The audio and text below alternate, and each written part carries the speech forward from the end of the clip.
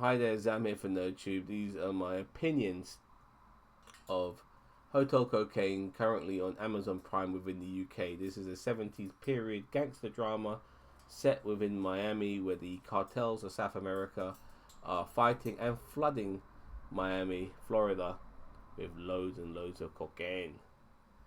Now, the Hotel Cocaine is actually known as the Hotel Mutiny, run by our main protagonist of the show, Roman Comte, played by Danny Pino. He has some really interesting characters alongside him, like, for instance, Lauren Gordon's Janice Nichols, who, in my opinion, would be the greatest friend you'd ever want in your entire life. This person is just such a lovely, caring person, and kind of like the right hand woman for Roman when it comes to his day-to-day running of the Hotel Mutiny. Now, he's not the owner of the Mutiny.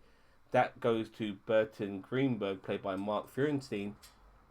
Burton is basically a cokehead who just wants to party all the time, and he leaves the daily runnings to Roman because he doesn't want to do it himself. He can't do it himself. He knows that Roman can.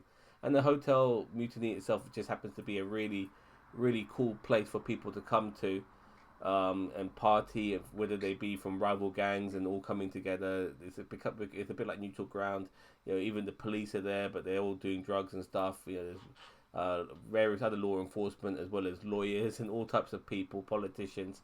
They're all there, all getting high and all having a great time. Now, at some particular points during this series, the Hotel Mutiny, the Hotel Cocaine, does play second fiddle, but it's not really about that hotel at times. It's about other things, which to a degree is a bit of a shame, because like the sort of stories and misdemeanors that happen within the Hotel Cocaine sounds like a really good show, but that kind of not necessarily the case, which is a bit of a sad thing. Now, don't get me wrong, this is still a gangster drama, so you are getting all those gangster tropes of people getting whacked and betrayals and all that sort of stuff, but you really wanted everything to be set around this hotel, and unfortunately, that isn't the case. But regardless, you do have a great cast of actors who do this show justice. You have the 70s really beautifully visualized in this show as well. Like, everything looks great, authentic. The looks of the characters, the clothes that they're wearing, the vehicles that they're driving, the settings as well, and all the aesthetics that go with it. It's beautiful. It really is. And obviously Miami looks fantastic as well. So overall, if I had to mark a show like this, I'd probably give it maybe an 8 out of 10. You could give it a 7 if you were feeling a bit less generous and you were a bit harsh. And there are things that are I found I could be kind of harsh with, like, as I said earlier, the hotel not being the centerpiece of the show, even though it's called the Hotel Cocaine. And at the same time, one of the main storylines within this show kind of makes you a bit upset that they're going this direction a little bit, but it still works out regarding all the gangster tropes that you want to get in a show, regardless of maybe the story not necessarily being something that you favor in a show like this. And I don't want to, it's hard to say, I don't want to necessarily talk down on the story, because there are various other subplots and stories going on as well. But I really wanted everything to be based around this hotel, and that's not what we're getting, unfortunately. The hotel does play a part, don't get me wrong, it really does.